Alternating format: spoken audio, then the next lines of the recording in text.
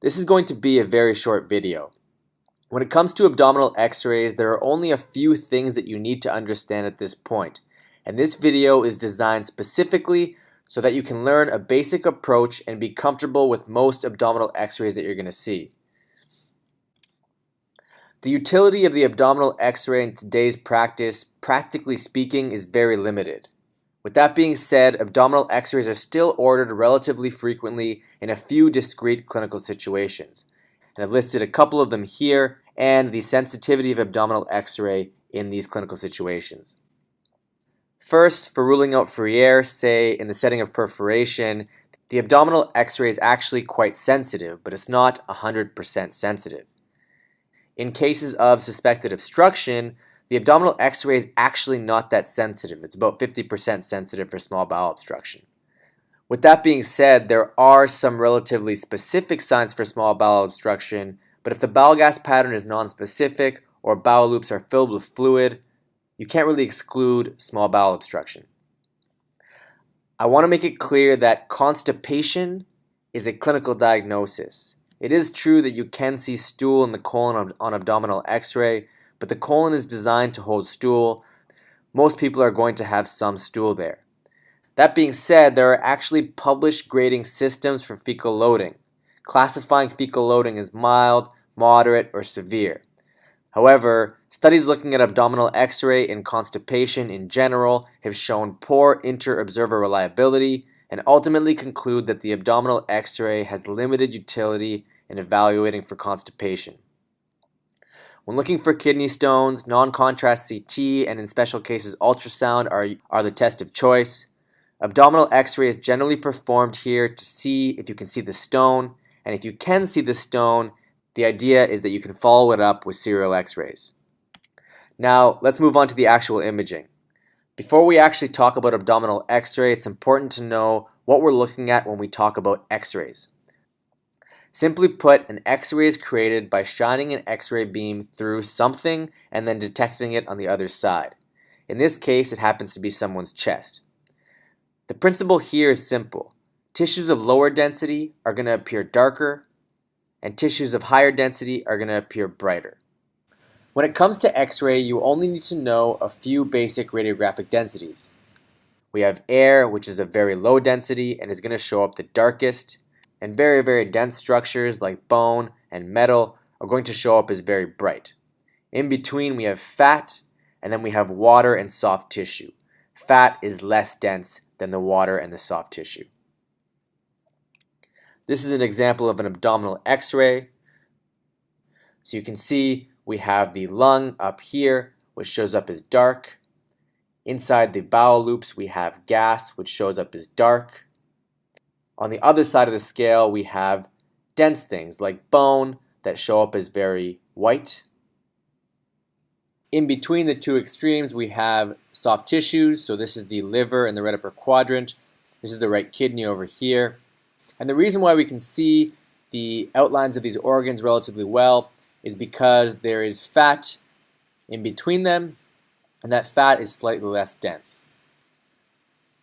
This here is called the properitoneal fat stripe. Don't worry what it is. The principle here is that the fat is slightly less dense than the soft tissues.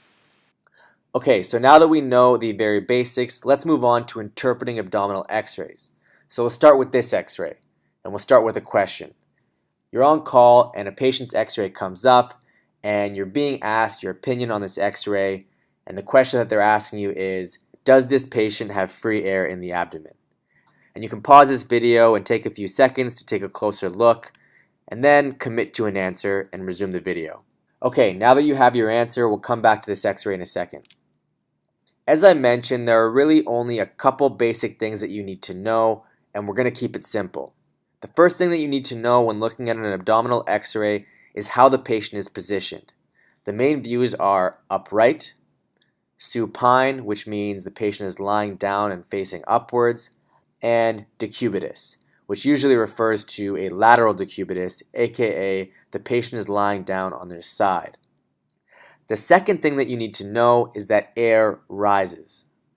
So, if you're looking for free air, you need to take these two things into account to know where to look. Think about how the patient is positioned and know that air rises. So, back to our case. If you were looking under the diaphragm when we first pulled up this case, don't feel bad. It's a common mistake for beginners to make. You'll notice that the patient is supine on this film, which means that if we had free air, the air is going to come to the anterior belly and not under the diaphragm. Supine radiographs are not very sensitive for free air, and it's difficult to detect on supine films alone unless you have a very high volume of free air. You're going to assess for free air on every single abdominal x-ray, so it's important to know what to look for. There are a number of signs. Here are the few highest yield ones that you should know. Firstly, on upright films, you're going to look for air under the diaphragm. Here is an example of free air on an upright abdominal x-ray under the diaphragm on the right, but you can also see it under the diaphragm on the left. Here is the stomach bubble, and this is the free air right here. When the patient is supine, as I mentioned before, air moves to the anterior part of the abdomen. This can be detected as Wriggler's sign. Wriggler's sign refers to seeing air on both sides of the bowel wall. As a result, the bowel wall is very well defined. You should know that Wriggler's sign is probably one of the most overcalled signs by beginners. The reason for this is because you often have multiple bowel loops overlying each other, and you can get a similar appearance of bowel wall simulating Wriggler's sign. Lastly, with air anteriorly in a supine patient, you can also get the falciform ligament sign. The falciform ligament is not usually seen on abdominal x-rays, but if there is air on either side of it, which there is here, you're going to see the falciform ligament pretty well. Okay, so as we already discussed, abdominal x-rays are often ordered to assess for small bowel obstruction. So it's important to be able to assess the bowel gas pattern. Firstly, you need to be able to differentiate small bowel from large bowel.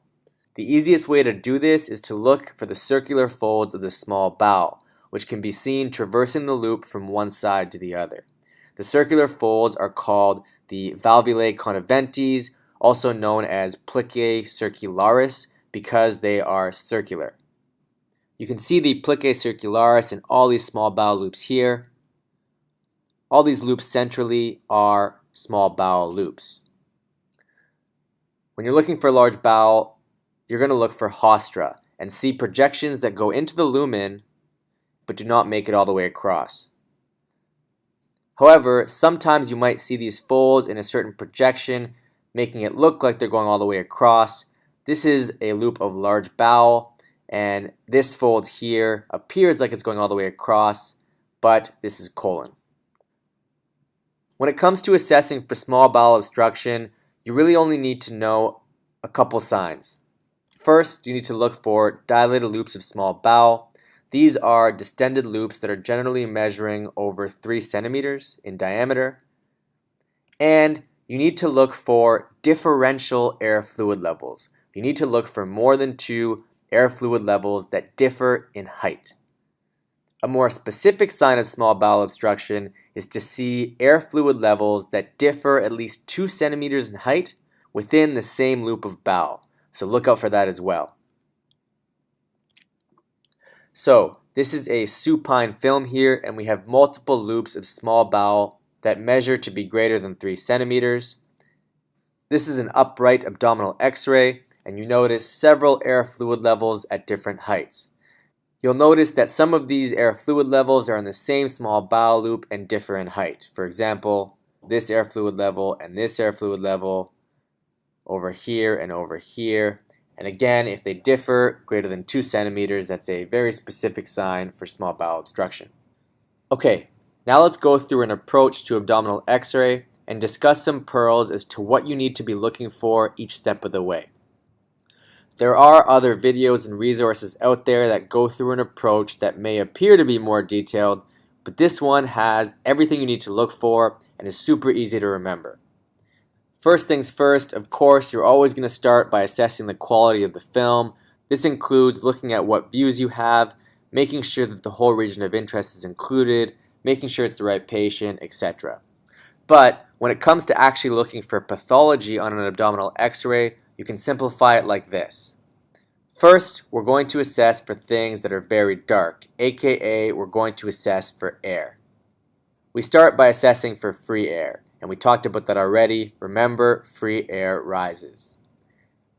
Next, we assess the bowel gas pattern. You want to identify the stomach, small bowel, and large bowel. Notice their position, notice their caliber, etc. A subtle sign of an abdominal mass might be displacement of bowel loops. Lastly, you need to look for other aberrant air, which means air where it shouldn't be. For example, you may have pneumobilia, which refers to air in the biliary system in the setting of gallstone ileus. You may have gas-producing infection, things like emphysematous cholecystitis, where you see air in the gallbladder wall, etc. So, once you've looked for air, aka all the things that are very, very dark, now we're going to look for things that are very, very bright. And that includes lines or drains in the patient. That includes foreign bodies like metallic things, clips from previous surgeries, etc.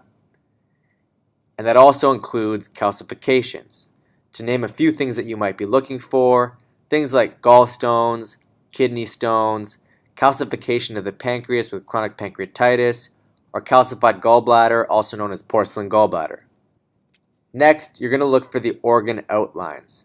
You're going to look at the liver, the spleen, the kidneys, and the psoas muscles. As I mentioned before, the reason you can actually see the outlines of these organs in most patients is because the soft tissue organs are surrounded by fat, which is slightly less dense than the organs themselves.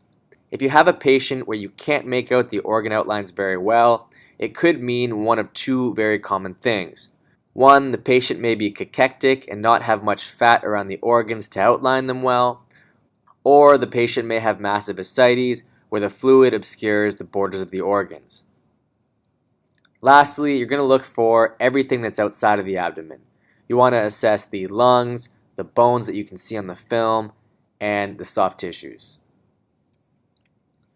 Okay, so let's apply this approach informally. We have an upright film here on the left and a supine film here on the right, and the history that you're given is abdominal pain, rule out free air.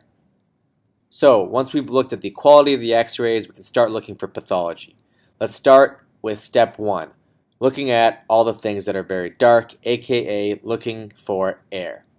First, let's look for free air. So there's no free air in this patient. We look at the upright film and don't see any free air under the diaphragm. Next, we assess the bowel gas pattern, which here is nonspecific. You can see the stomach over here. This is all large bowel over here. This is transverse colon here. And there are some scattered loops of likely small bowel in the center. There are no dilated loops of small bowel. And on the upright film, we don't see any air fluid levels.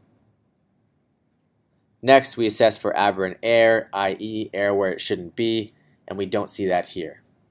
Next, we're going to look for things that are very bright. So that includes lines. We have a pacemaker wire overlying the right ventricle here. I don't see any foreign bodies or calcifications. Next, we look at the organ outlines. We can see the liver, the right kidney. The left kidney is difficult to see on the supine film because of the overlying bowel gas, but we can see part of it on the upright film. We see the spleen up here, and we also see the psoas muscles well outlined here as well. Lastly, we look at everything else. So we look at the lungs, we look at the bones that we can see, so the spine, the ribs, the pelvis, and the hips, and we don't see any acute findings. And then lastly, we look at the soft tissue surrounding, which is unremarkable. Okay, that's it for this very short video on abdominal x-ray. Remember our simplified approach. Secondly, remember the basic concepts. Always remember to look at what view you're looking at, and remember that air rises. Lastly, the best way to get better at looking at abdominal x-rays is to look at as many cases as you possibly can. There are a number of more subtle findings on abdominal x-ray that can be important in certain situations, such as pneumatosis, aka air in the bowel wall. But these more specific findings are well beyond the scope of this short video. Remember, this video taught you everything you need to know about abdominal x-rays for about 95 to 99% of the plain films you're going to see. Okay, that's it for this video. Hope it helped. See you guys later.